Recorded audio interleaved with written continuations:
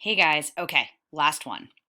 So I'm still here on Popple v State just because I wanted to show you guys how to get back to the homepage if you wanted to kind of start over or look in a different, not database, but for like a statute or a secondary source. So you just click on right here, this Thomson Reuters Westlaw is a link, and it'll just bring you right back to the homepage, right where we started, as if you just logged on. Don't worry, your history will still all be up here, so you won't lose that.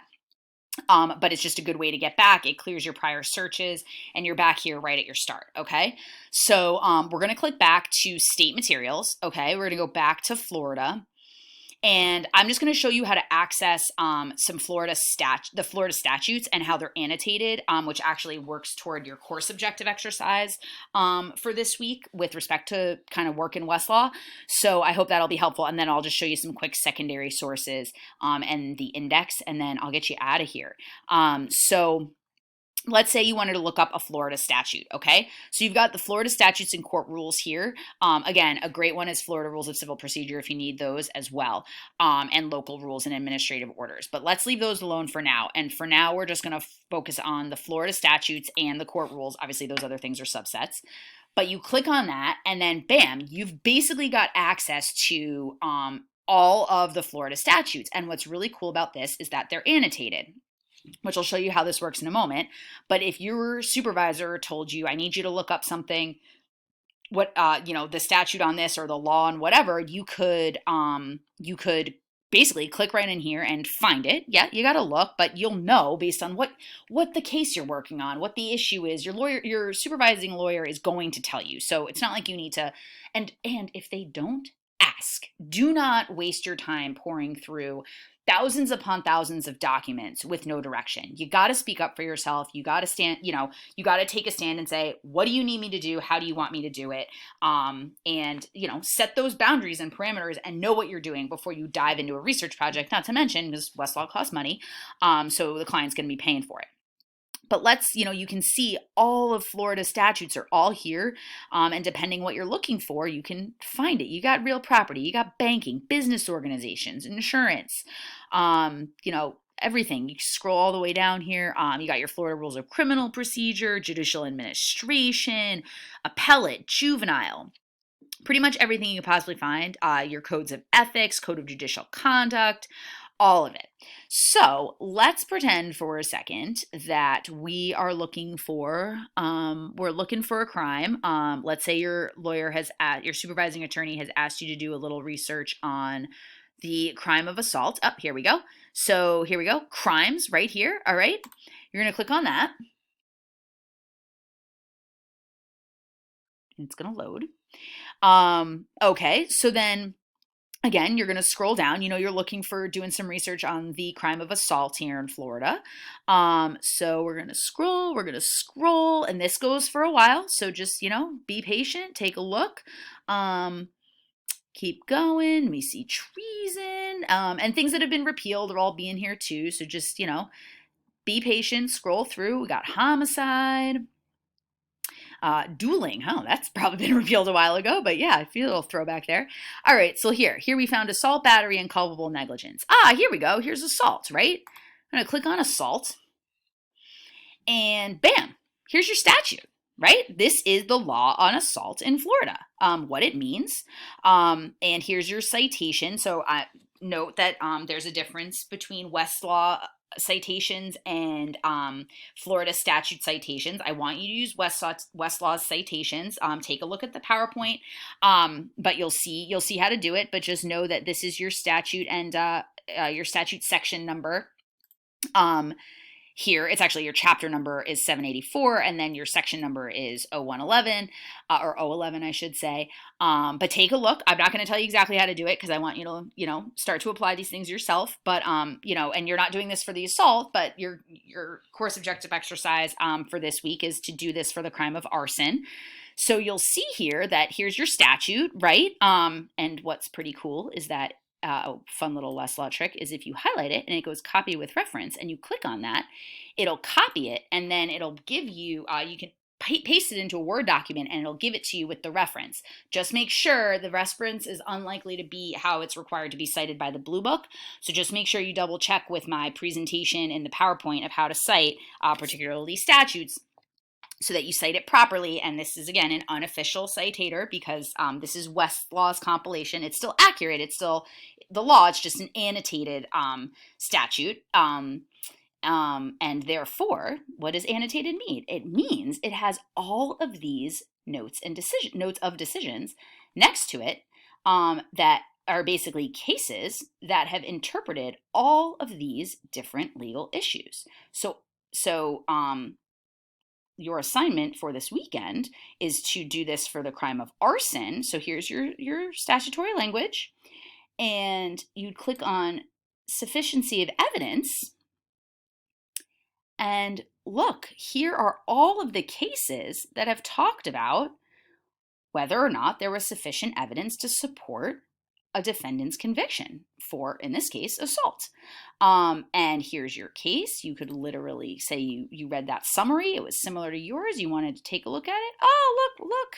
And then you can read it and figure out if it works for you. It's a great way to do research. You start with an annotated statute on Westlaw.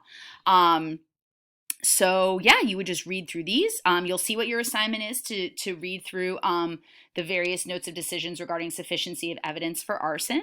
But this is where you find that information. And yep, you got to read this stuff. You got to read the summaries. You're going to click on the cases. You want to, of course, make sure these cases are still good law.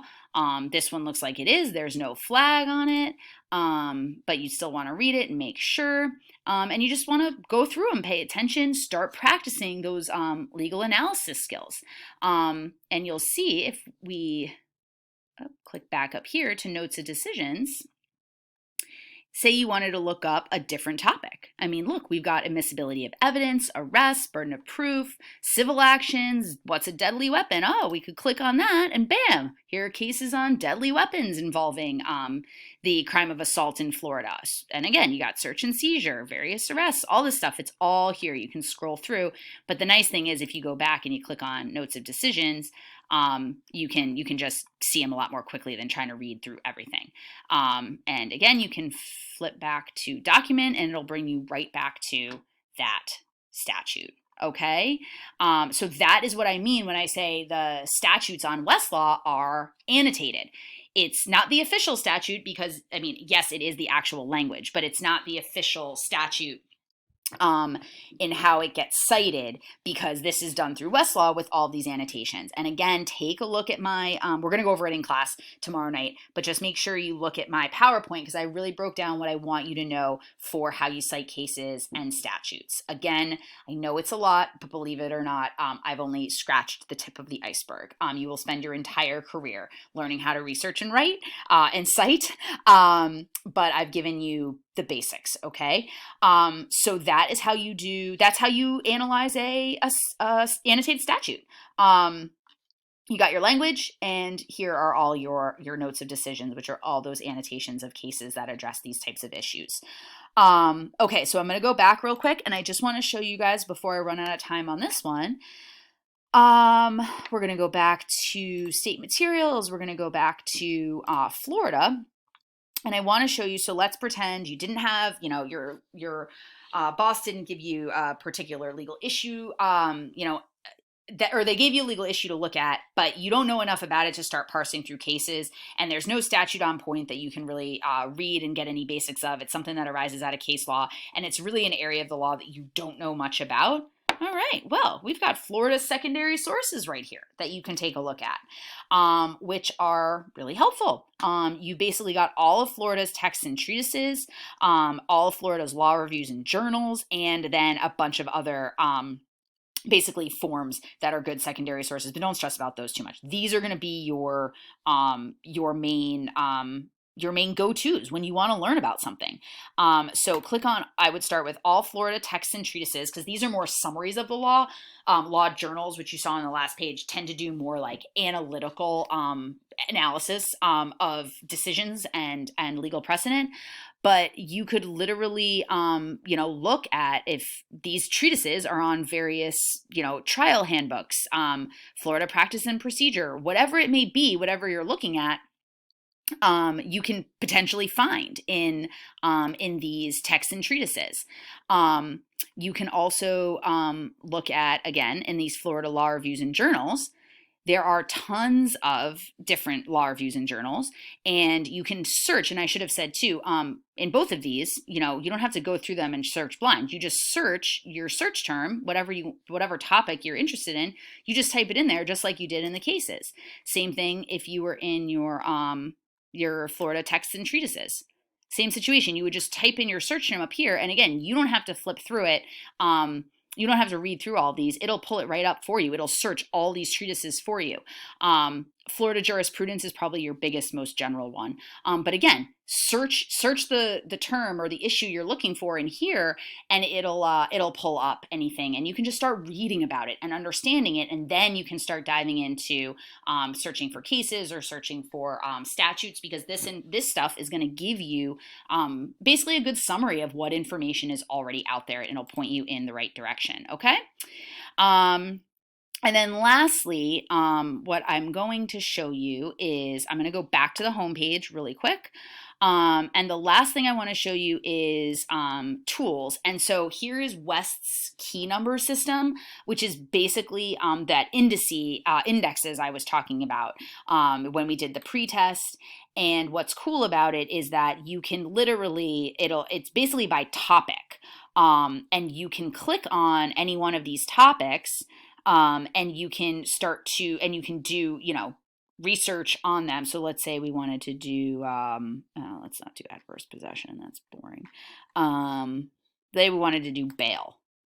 It'll give you, in civil actions and criminal prosecutions, you can start to look at all of this, and you can click on this stuff, and it'll start to pull up cases, that might at least be relevant. And if they're not relevant, you can at least start to get some basic information about what about what the topic is again. But I would say the best thing to do is, if you don't know anything about a case, start with the secondary sources. Those are going to, I think, generally point you in the right direction to those primary sources that you need, whether it's statutes or cases, and you'll know what you need to do. Here, I'll flip back. Here's just the main page. Okay, and the best way to do it is just state materials, and then Florida, and then bam. And then, like I said, if you need to look up anything federal, you've got federal stuff all right here as it relates to Florida. The United States Code Annotated is just the federal code. So you got that right there. But all Florida federal cases, these are all cases that have arisen at the federal level, just out of the state of Florida. And just to click on it by way of example, before I run out of time here, again, it's no different than the way the Florida statute is annotated. Here's your United States Code Annotated. So if you're working on a federal case for your boss, say it's a copyright case, you could click on copyrights. Say we want to look at scope of exclusive rights and sound recordings. Bam, there's your statute. And there are all your notes of decisions that have analyzed particular issues with respect to this statute. Okay, same situation with the feds as it is with the Florida statutes. So I hope this was really helpful. If you obviously, Westlaw is a huge database. There's so many moving parts here, but I hope I gave you a good fundamental understanding of how to do legal research on Westlaw. And honestly, the only way that you're going to learn how to do it is to just do it, is to just practice, tinker with it. When you're, look up, Google interesting legal issues online and see what you come up with, and put them into Westlaw and just start messing around with it. You have free access through Kaiser right now. Take advantage of it, learn it, so that you don't have to waste time and clients' money on the back end. when you're in the real world, you'll become more efficient at it. And again, I can give you the basics, but you're only going to become really good at it and comfortable with it just the more you do it. There's nothing more I can give you other than kind of these fundamental where to go, where to look, start, basics. So again, any questions, let me know. I hope these 4 recordings were helpful, and I'll see you in class tomorrow night on Tuesday. All right, everyone have a nice evening. I'll talk to you soon.